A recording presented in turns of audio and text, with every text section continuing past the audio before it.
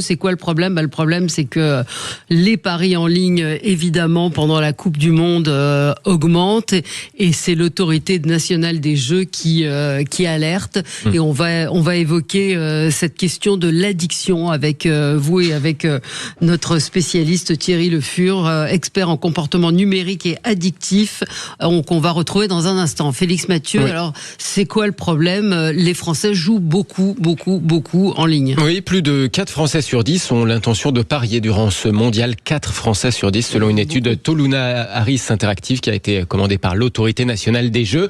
Et parmi les Français qui disent avoir l'habitude de parier régulièrement, il y en a quand même plus d'un tiers qui reconnaissent qu'ils ont déjà eu le sentiment de perdre le contrôle, de trop se prendre au jeu au point de plus trop maîtriser les choses. Un Français sur 5 affirme aussi connaître un proche justement qui a perdu le contrôle en matière de paris sportifs.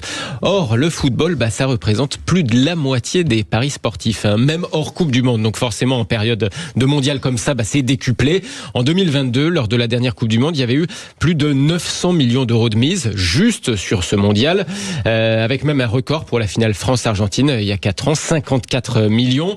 Et vu que le marché des paris a continué à progresser depuis la dernière Coupe du Monde, cette autorité des jeux s'attend à ce qu'on atteigne cette fois 1,2 milliard de dollars pour cette Coupe du Monde cette année. Ah oui, et pour autant, il n'y a pas forcément de mal à jouer. Tous les parieurs ne sont pas problématiques, mais c'est vrai que c'est ce que va nous dire dans un instant Thierry Le Fur, je pense, c'est qu'on devient assez vite addict malgré tout. Oui, c'est comme ce qu'on dit pour ceux qui boivent de l'alcool de temps en temps, qui sont pas forcément alcooliques, mais l'Observatoire français des jeux et des tendances addictives estime quand même que 15% des parieurs sont problématiques. Alors parmi les signaux d'alerte, il y a le fait de rejouer en espérant combler une perte, ça devient vite un cercle vicieux, de miser plus d'argent que le budget qu'on s'était fixé, ou encore tout simplement le fait de jouer en se sentant coupable de le faire, voire quand on commence à le cacher à ses proches, c'est qu'on n'assume plus, mais qu'on n'arrive pas à s'en empêcher. Et là, c'est quand même quelques signaux d'alerte.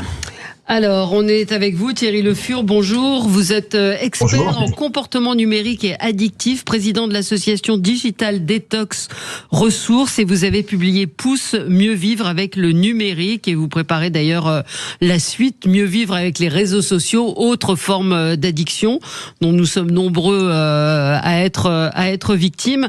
Alors, je pose la question à nos auditeurs, est-ce que vous allez parier durant ce mondial ? Est-ce que vous avez remarqué des comportements addictifs chez vos proches? Est-ce que vos enfants, est-ce que c'est une question de génération, on peut se poser la question, sont parieurs? Thierry Le Fur, c'est un phénomène qui vous inquiète, vous alertez vous aussi sur cette addiction, et comment elle se manifeste dans les cas les plus dramatiques? Alors, elle m'inquiète d'autant plus que ça fait quand même très longtemps. Quand j'avais écrit Pouce, c'était en 2012. Vous imaginez que si déjà on avait des signaux d'alerte sur ces sujets-là, on les avait déjà sur les jeux. La première étude scientifique sur les réseaux sociaux date de cette période-là. Donc la progression vient d'être expliquée par Félix Mathieu. Elle est de plus en plus rapide, et elle est conjuguée par plusieurs choses, dont notamment le fameux smartphone, qui fait qu'on peut le faire en permanence, en contact direct. Alors les situations dramatiques, les sommes d'argent que l'on perd à un moment donné, on peut plus les regagner. Donc on peut se ruiner. Ça encore, je dirais, c'est de sa propre responsabilité. Mais quand on commence à emprunter à ses amis, à sa famille, c'est plus compliqué. Et puis ça peut aller jusqu'au suicide, parce qu'à un moment donné, quand vous êtes au bout du chemin, c'est catastrophique. Un petit mot, c'est bientôt les vacances. Ça va être les vacances. Donc les parieurs doivent faire attention à garder un budget suffisant pour que leur famille reste pas sur le bord de la route d'une part, et qu'à la rentrée ils puissent acheter les outils scolaires, sachant que une part énorme des parieurs sont jeunes. Oui, comment ça se manifeste, comment une addiction au jeu? Qu'est-ce que vous qualifiez de comportement addictif? Alors il y a deux choses. Avec les paris, il y a un avantage, c'est que c'est très quantifiable en termes d'argent perdu. C'est-à-dire vous perdez de plus en plus, vous jouez de plus en plus, ça devient un réflexe. il y a deux sortes de jeux. Il y a, par exemple, pour les foot, on se prépare à un match, on anticipe, on donne un résultat. Ça, c'est de la stratégie, si j'ose dire. Et le deuxième point, alors là, si on se met à jouer en plus pendant le match, c'est-à-dire on n'est que dans le domaine de l'émotion, dans 10 minutes, peut-être que tel joueur va parier, je vais gagner, etc., etc. Là, on dit souvent que une addiction, c'est aussi la maladie des émotions, c'est qu'on entretient un climat dans lequel il n'y a plus que ça qui compte. Ouais. Alors on a un appel, Antoine avec nous. Bonjour Antoine. Bonjour. Bonjour.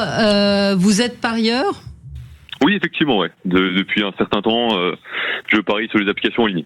Et vous pariez sur quoi ? Sur le foot ou d'autres sports encore ? Essentiellement sur le foot, un petit peu de tennis sur les grosses compétitions, mais principalement football, ouais. Ouais. Et vous vous considérez comme raisonnable, comme un parieur raisonnable ou un parieur un peu Je pense qu'à partir du moment où on joue toutes les semaines, on n'est plus forcément raisonnable ni raisonné. J'estime ne pas être dans l'excès, dans le sens où je ne suis pas endetté pour les paris sportifs, etc. Par contre, effectivement, je joue de manière très régulière. Donc, à partir de là, je ne sais pas si on peut parler de raisonnable. Quelle somme, par exemple, vous avez perdu, où là, vous vous êtes dit, oh là là, quand même, là, c'était un sale coup? Alors, je joue jamais des sommes astronomiques, mais il m'est déjà arrivé de mettre effectivement 100 € sur un seul match, où là, bon, bah, effectivement, quand ça passe pas, on se dit on aurait bien fait autre chose des 100 €, quoi. Ouais. Après, il y a des fois où ça passe. Malheureusement, c'est pas la majeure partie du temps. Il faut le comprendre. Et est-ce que vous pensez que c'est l'ego qui joue? C'est-à-dire, je me sens capable de prédire ce match. Je me sens capable d'être un bon connaisseur en football. Ouais, forcément. Quand on suit le football depuis des années, on estime connaître le sport, on estime savoir à peu près ce qu'il faut jouer. Mais ce qu'il faut comprendre, c'est que quand on joue de manière régulière, on ne peut jamais en sortir gagnant. Il y a tellement de surprises dans le football, et même en connaissant le sport à la perfection et en connaissant les championnats de manière la plus stricte possible, on ne sort jamais gagnant des paris, je pense. Thierry Le Fur, vous analysez comment, vous, ces comportements? Le numérique a vraiment changé la donne? Oui, parce que c'est la permanence. On peut tout le temps parier. Vous savez, avant, j'avais trouvé cette formule, le petit café est fermé la nuit, le haut débit numérique, lui, il est permanent. Et c'est cette permanence. Alors, cette permanence, elle joue sur le fait que vous pouvez jouer, mais elle joue aussi sur le fait que vous avez des incitations permanentes. Des incitations permanentes par rapport à vos réseaux sociaux, dans lesquels ceux qui gagnent mettent le billet gagnant, quand ils perdent, ils disent jamais rien. Donc, vous vous dites, il faut que je fasse. Puis c'est comme dans les discussions avec les autres, via les réseaux sociaux, on a envie d'avoir le dernier mot. Donc, on a envie d'être celui qui va gagner. Et puis, ce qu'indiquait l'auditeur, et ce qui était indiqué tout à l'heure, c'était que il y a ce risque énorme de vouloir se refaire. Donc, on n'arrête jamais. Ouais, est-ce que c'est la question que j'ai posée? Est-ce que pour vous, la mécanique, elle est dans l'émotion ou elle est dans l'ego? Pensez qu'on est plus fort que la machine et que nos connaissances sont plus forts et que à moi, on va pas me le faire? Ah bah, les deux. Dans l'émotion, parce que comme dit, c'est une maladie de l'émotion dans laquelle on va bénéficier. On va avoir de l'excitation, on va avoir du plaisir, on va avoir le plaisir de se faire peur, hein, comme dans les films d'horreur, si j'ose dire. Et l'autre aspect, on parle parfois de l'ordalie. L'ordalie, c'est quoi? C'est le fait, à un moment donné, de prendre un risque qui est supérieur à celui qu'on peut assumer et qui fera que si on gagne, on est quelque part un peu l'élu de Dieu. On est un élu, on est quelqu'un de supérieur. Et avec les paris, là comme on peut pas vraiment pronostiquer, on est l'élu si on a gagné, surtout si c'est un. Alors, on va se retrouver dans un instant, 0826 300 300. Dites-nous si vous pariez en ligne, en particulier pendant cette période de Coupe du Monde. Est-ce que vous êtes inquiets pour certains de vos proches? On va en parler, puis on va parler éventuellement avec vous, Thierry Le Fur, des possibilités peut-être de réglementation et l'accompagnement des joueurs compulsifs. À tout de suite. 10h midi, mettez-vous d'accord. Sud Radio. Sud Radio, le 10h midi, mettez-vous d'accord, Valérie Expert. On est de retour avec vous et on évoque les paris en ligne, une zone à risque pour les addicts aux paris sportifs avec cette Coupe du Monde. On en parle avec Thierry Le Fur, expert en comportement numérique et addictif et président de l'association Digital Detox Ressources. Vous aviez publié, vous l'avez rappelé, Pousse mieux vivre avec le numérique. Les choses ont beaucoup changé depuis, donc on attend la nouvelle édition Pousse mieux vivre avec les réseaux sociaux. On peut évoquer les possibilités de réglementation. Est-ce que la réglementation est assez forte? Est-ce qu'il faudrait interdire les publicités pour les paris en ligne? Jusqu'où est-ce qu'il faut aller dans ce secteur-là, dans cette démarche?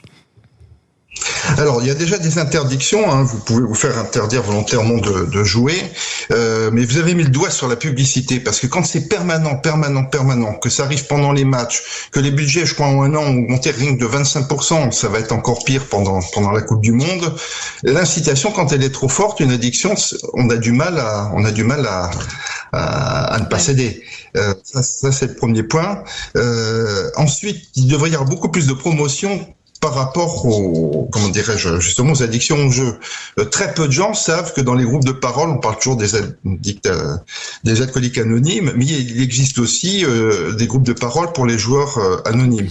Très peu de gens savent que les Oui, je dis les joueurs compulsifs. Ça s'appelle comment d'ailleurs ces groupes?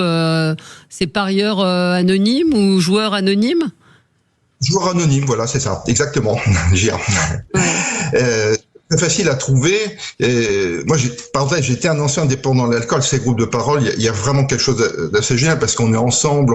Il y a, contrairement à pousser collectivement à boire ou à jouer, là, on s'entraîne collectivement à réduire ou à arrêter une consommation dangereuse.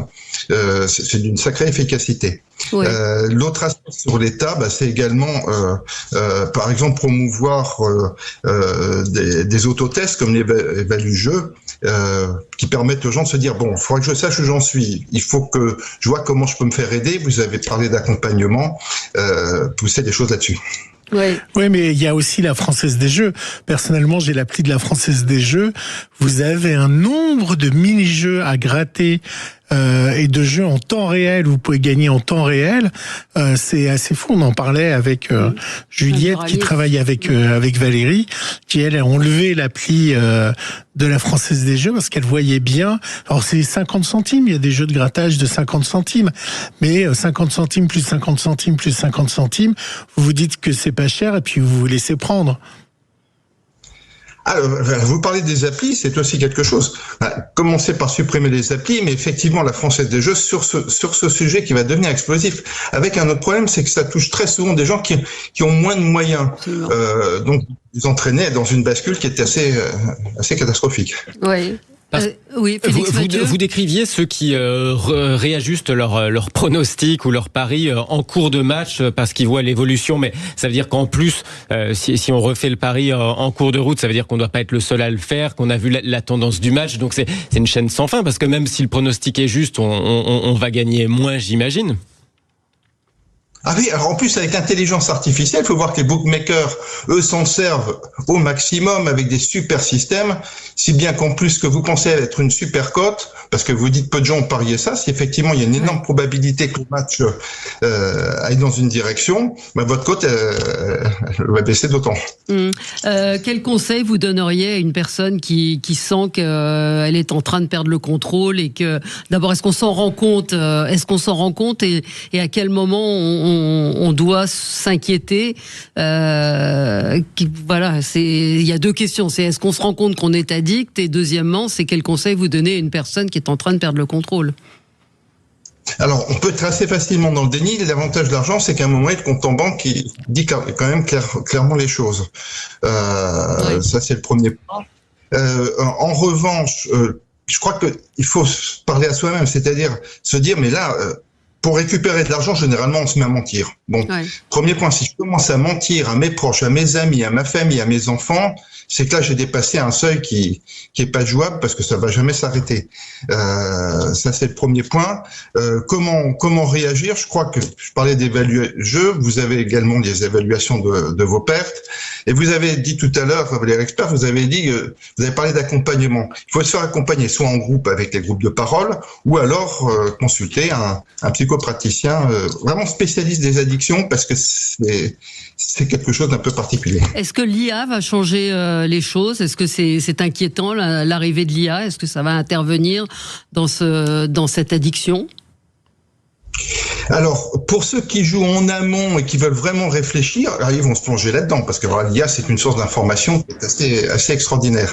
L'IA, je lui ai posé la question à l'IA, elle n'a pas envie de donner de pronostics. On donne tellement d'informations. Alors, si vous passez des heures à vous poser des questions pour bien parier, mais que vous pariez peu, c'est pas dramatique. Cela dit, vous commencez à vous enfermer dans une bulle de jeu qui devient de plus en plus prégnante, et ça c'est problématique, puisque l'autre dimension qu'on n'a pas évoquée, c'est que la problématique de toute addiction liée au numérique, c'est le temps qu'on y passe. Et si on y passe un temps fou, on passe plus de temps ailleurs, et on ne cherche pas des nouvelles ressources de plaisir, puisqu'en fait c'est un plaisir. Donc comment trouver d'autres sources de plaisir? Et on peut arriver à avoir un usage récréatif, ou en tout cas moins addictif de ces réseaux. Votre association s'appelle Digital Detox Ressources. On peut faire une détox digitale? Si on part du principe... oui, tout à fait. En fait, il y a deux cas de figure. Soit vous êtes, comme l'évoquait tout à l'heure, c'est une habitude.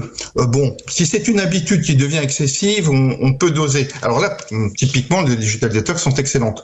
Si vous vous rendez compte que ça devient une vraie addiction, là, en revanche, il faut passer par quelque chose d'une dimension beaucoup plus médicale. Ouais. Et pourquoi je dis digital detox ressources? C'est le mot-clé ressources. Vous pouvez pas en retirer un plaisir à quelqu'un sans le substituer, le remplacer par un autre. Sinon, la vie, elle devient triste. C'est pas le but du jeu non plus. Du jeu, je veux dire. Ouais. Un auditeur me dit, mais comme le tabac finance la santé, je sais pas très bien ce qu'il veut dire. Est-ce que la Française des Jeux finance la lutte contre l'addiction? C'est une bonne question. Quand on regarde les budgets publicitaires, comme vous l'évoquez, par rapport au budget de prévention, il y a une telle disproportion que peut-être ce serait une règle du jeu à trouver, c'est-à-dire quand vous mettez 1 euro pour la publicité, vous devez en mettre Je crois qu'ils ont un service sur les addictions, la Française des Jeux. Je peux pas vous le confirmer à 100%, mais en tout cas, il y a un bandeau qui apparaît et un numéro de téléphone, et ils sont très très en avant, la Française des Jeux, sur ce sujet. Il y a toujours la petite phrase jouer, je peux aller voir mon etc. appli, mais oui, et à ma connaissance, ils ont un service sur la dépendance au jeu. Écoutez, allez-y. Ce qui est public, c'est vraiment très bien. C'est la taille de la présence qui devrait être plus grande. Ouais. Comment c'est très bien. Donc clairement, la Coupe du Monde, pour vous, c'est une zone de danger, comme l'avertissement qui a été fait par l'Autorité nationale des Jeux? D'autant plus que, je l'évoquais, c'est aussi un peu une fuite. C'est extraire des problèmes quotidiens. Quand vous évoquez l'information, elle n'est pas drôle. Ça, c'est le premier point. On a une super équipe de France, donc on a vraiment envie de la voir. Troisième point, en termes de timing, comme ça va être en partie la nuit, que j'évoquais, ce numérique qui est permanent. Avant, à 10h ou 11h, tout s'arrêtait. Là, il y aura pas de limite. En plus, vous serez si c'est la nuit, il n'y aura plus de repères temporels. Donc, il y a toute une série de facteurs qui se conjuguent dangereusement. Donc, quand je commence à continuer à jouer pendant les matchs, à ne penser que à mon pari et plus au foot lui-même, voire à rejouer pour essayer de récupérer ce que j'ai perdu, là, ça devient vraiment mauvais signe. Là, je risque de tomber dans les 15% de parieurs jugés problématiques par l'Observatoire français des tendances addictives. Ah oui, Félix Mathieu, là, vous avez tout à fait raison. Cette partie-là, elle est vraiment à proscrire. Elle est relativement récente. Avant, les anciens joueurs réfléchissaient à ce qu'ils allaient jouer, puis une fois que le cheval était parti ou que le match était commencé, ils vivaient le match. Parce que là, on se met à vivre ces paris, on se met plus à vivre le match. Oui. il y a aussi philosophiquement quelque chose qui change complètement. Il paraît quand il paraît quand votre prochain livre? Je pense je viens de terminer, je pense le faire paraître vers septembre-octobre à peu près. Écoutez, on en reparlera. Merci Thierry Le Fur d'avoir été avec nous. Donc je rappelle, vous êtes spécialiste en comportement numérique et addictif, président de l'association Digital Detox Ressources, et vous avez publié Pousse mieux vivre avec le numérique. Merci à vous. Nous on se retrouve dans un instant pour commenter l'actualité dans le 10h midi. À tout de suite. 10h midi, mettez-vous d'accord. Sud Radio.